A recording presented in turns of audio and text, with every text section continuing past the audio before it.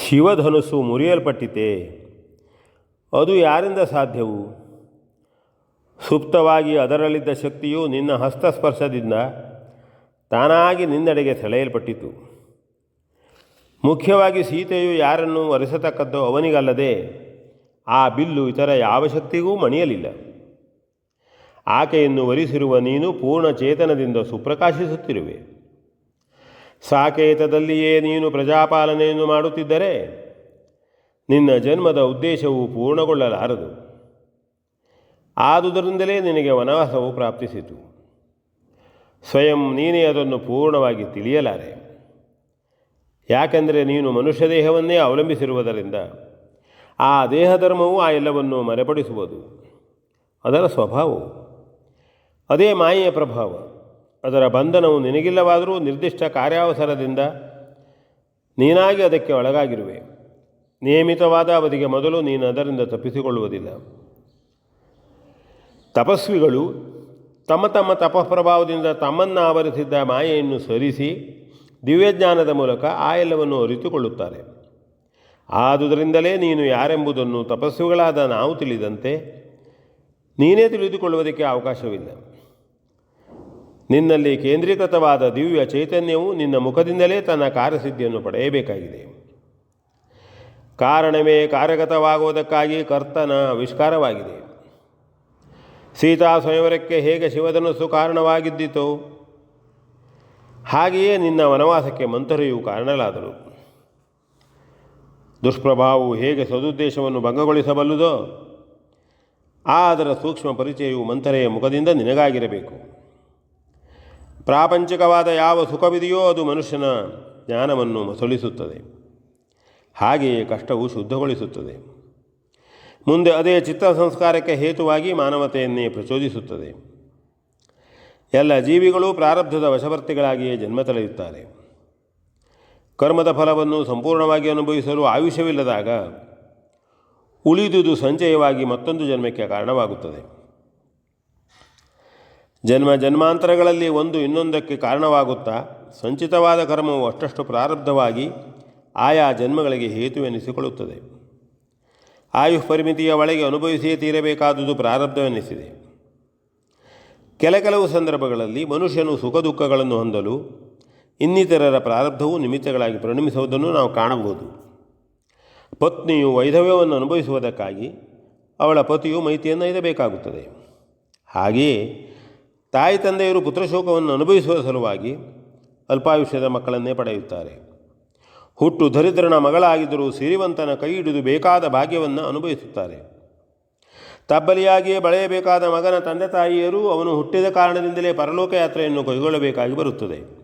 ಶ್ರೀರಾಮ, ನಿನ್ನ ತಂದೆಯು ಪುತ್ರ ವಿಯೋಗ ವ್ಯತೆಯಿಂದಲೇ ಮೈತಿಯನ್ನೈದಬೇಕಾಗಿದ್ದುದರಿಂದ ನಿನ್ನ ವನವಾಸ ಗಮನವು ಅದೇ ಕಾಲದಲ್ಲೇ ಆಗಬೇಕಾಗಿ ಬಂತು. ನೀನು ಪ್ರಾರಬ್ಧದಿಂದ ಹೊರತಾಗಿಯೇ ಜನ್ಮಿಸಿದವನು.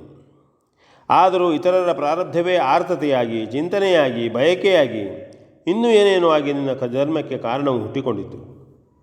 ಅಂತೆಯೇ ಜನ್ಮಗ್ರಹಣ ಮಾಡಿರುವ ನೀನು ಕರ್ಮಕ್ಕೆ ಒಳಗಾಗಿ ಪ್ರಾಪಂಚಿಕರಂತೆ ವ್ಯವಹಾರವನ್ನು ನಡೆಸಬೇಕಾಗುತ್ತಿರುವುದು ಯುಕ್ತವು.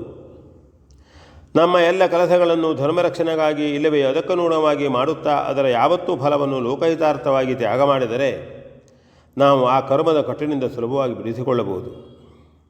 ಅಂತೆಯೇ ಕೆಲವು ಮಂದಿ ಮಹಾನುಭಾವರು ಲೋಕಹಿತಾರ್ಥವಾಗಿಯೇ ತಮ್ಮ ತಮ್ಮ ಕರ್ಮಫಲವನ್ನು ಅರ್ಪಿಸಿದ್ದುದರಿಂದಲೂ ಅದೆಲ್ಲದರ ಸಮುಚ್ಚಯ ಸ್ವರೂಪನಾಗಿಯೇ ನೀನು ಹುಟ್ಟಿಕೊಂಡಿರುವೆ ಎಂದರೂ ಸಲ್ಲಬಹುದು. ಅವರೆಲ್ಲರೂ ಅವರವರ ಕರ್ಮದಿಂದ ಬಿಡುಗಡೆಗೊಂಡಿರಬಹುದು.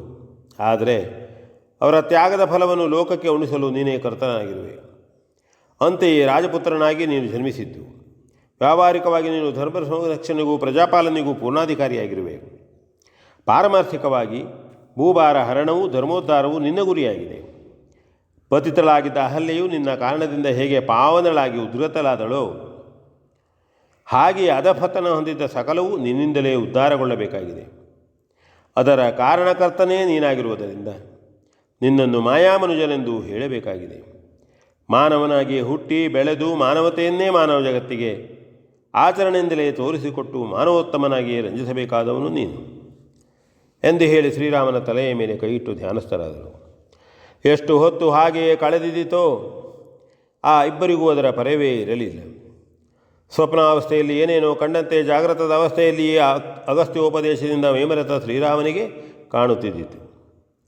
ಸಮುದ್ರದ ನೀರು ಆವಿಯಾಗಿ ಮುಗಿಲಾಗಿ ಮಳೆಯಾಗಿ ನದಿಗಳೆನ್ನೆಲ್ಲ ತುಂಬಿ ಕೊನೆಯಲ್ಲಿ ಸಮುದ್ರವನ್ನೇ ಸೇರುವಂತೆ ಶ್ರೀರಾಮನಿಗೆ ತನ್ನ ದೇಹದ ಅಂಗಾಂಗಗಳೆಲ್ಲವೂ ಆ ದಿವ್ಯ ಶಕ್ತಿಯ ಪ್ರಭಾವದಿಂದಲೇ ಕರಗಿ ಹೋಗಿ ತಾನೆಂಬ ಕಲ್ಪನೆಯೂ ಉಳಿಯದೆ ದಿವ್ಯ ತೇಜಸ್ಸೆಂದು ಮಾತ್ರ ಕಾಣಿಸತೊಡಗಿತು. ಕೆಲವು ನಿಮಿಷಗಳ ಮೇಲೆ ಆ ಸುಪ್ರಕಾಶದ ಪ್ರಭೆಯಲ್ಲಿ ಸೂಕ್ಷ್ಮವಾಗಿ ಸಮಗ್ರ ವಿಶ್ವೇಶ್ವೇ ಸಮಾಹಿತವಾದಂತೆಯೂ ಅಲ್ಲೆಲ್ಲ ತನ್ನತನವೇ ಹೊಳೆಯುತ್ತಿದ್ದಂತೆಯೂ ವಕ್ಷವಾಯಿತು. ಲೋಕಾತೀತವಾದ ಯಾವುದೋ ಒಂದು ವಿಶೇಷವು ತನ್ನಲ್ಲಿಯೂ ತಾನು ಎಲ್ಲೆಲ್ಲಿಯೂ ಇರುವಂತೆ ಭಾಸವಾಯಿತು. ಅಷ್ಟರಲ್ಲಿ ಬಹಿರ್ಮುಖರಾದ ಅಗಸ್ತ್ಯರು ಶ್ರೀರಾಮನನ್ನು ಎತ್ತಿ ನಿಲ್ಲಿಸಲು ಅವನಿಗೆ ಪೂರ್ವಸ್ಥಿತಿಯ ಪ್ರಜ್ಞೆಯು ಬಂದಿತು. ಅಂತೆಯೇ ಅವನನ್ನು ವಂದಿಸಿದರು. ಪೂಜ್ಯರಾದ ಅಗಸ್ತ್ಯರು ನಮಸ್ಕರಿಸಿದ ಶ್ರೀರಾಮನನ್ನು ಹರಸಿ ಅಲ್ಲಿದ್ದ ಪ್ರಕಾಶಮಾನವಾದ ಧನುಸ್ಸನ್ನು ಅವನಿಗಿತ್ತು. ಅವನದನ್ನು ಅಲ್ಲೇ ಇಳಿಸಿಕೊಂಡರು. ಹಾಗೆಯೇ ಶ್ರೀರಾಮ, ದುಷ್ಟ ಸಂಹಾರಕಾರಕವಾದ ಕಾರ್ಮುಕವಿದು ನಿನ್ನ ಕೈಯಲ್ಲಿ ಬೆಳಗ್ಗೆ ವಿಶ್ವಶಾಂತಿಯ ಸಾಧನವಾಗಿ ರಂಜಿಸಲಿ ಎಂದು ನುಡಿದು ಆಶೀರ್ವದಿಸಿದರು. ಸ್ವಲ್ಪ ಹೊತ್ತಿನ ಮೇಲೆ ಅವರಿಬ್ಬರು ಬಿಲವನ್ನು ಬಿಟ್ಟು ಮೇಲೆ ಬಂದಾಗ ಸೂರ್ಯಾಸ್ತವಾಗಿತ್ತು. ಆದುದರಿಂದ ಎಲ್ಲರೂ ಅನುಷ್ಠಾನಕ್ಕಾಗಿ ಅತ್ತ ತೆರಳಿದರು. ಕ್ರಮದಂತೆ ಅದೆಲ್ಲವೂ ತೀರಿದ ಬಳಿಕ ಶ್ರೀರಾಮನು ಪೂಜ್ಯರಾದ ಅಗಸ್ತ್ಯರನ್ನು ಕುರಿತು ಮುಂದೆ ತಾನೆಲ್ಲಿ ಹೋಗಬೇಕೋ ಅದನ್ನು ಅಪ್ಪಣೆಗೊಳಿಸಬೇಕೆಂದು ಪ್ರಾರ್ಥಿಸಿಕೊಂಡನು. ಅವರು, ಶ್ರೀರಾಮ, ಇಲ್ಲಿಂದ ಸ್ವಲ್ಪ ದೂರ ದಕ್ಷಿಣಾಭಿಮುಖವಾಗಿ ಪ್ರಯಾಣ ಮಾಡಿದರೆ ಗೋಮತಿ ನದಿಯು ಸಿಗುತ್ತದೆ. ಅದರ ಹುಟ್ಟು ಅಲ್ಲೇ ಸಮೀಪದ ಪಂಚವಟಿಯ ಬಳಿ. ಸುತ್ತಮುತ್ತೆಲ್ಲ ರಕ್ಕಸರ ಆವಾಸವೇ ಇದ್ದರೂ ನೀನು ಅಲ್ಲೇ ಕೆಲವು ಕಾಲ ವಾಸಿಸುವುದು ಯುಕ್ತವು ಎಂದು ನುಡಿದನು. ಅಂತೆಯೇ ಆ ರಾತ್ರಿಯನ್ನು ಅಲ್ಲೇ ಕಳೆದು ಮರುದಿನ ಮೂಡುವ ಸೂರ್ಯನೊಂದಿಗೆ ಸೀತಾರಾಮಲಕ್ಷ್ಮಣರು ಆಶ್ರಮವಾಸಿಗಳನ್ನು ನಮಿಸಿ ಬೀಳ್ಕೊಂಡು ಅಗಸ್ತ್ಯರ ಆದೇಶದಂತೆ ಪಂಚವಟಿಯನ್ನು ಕುರಿತು ತೆರಳಿದರು. ಏನು ಭಾಗವತ್ ಬರಬಳ್ಳಿ.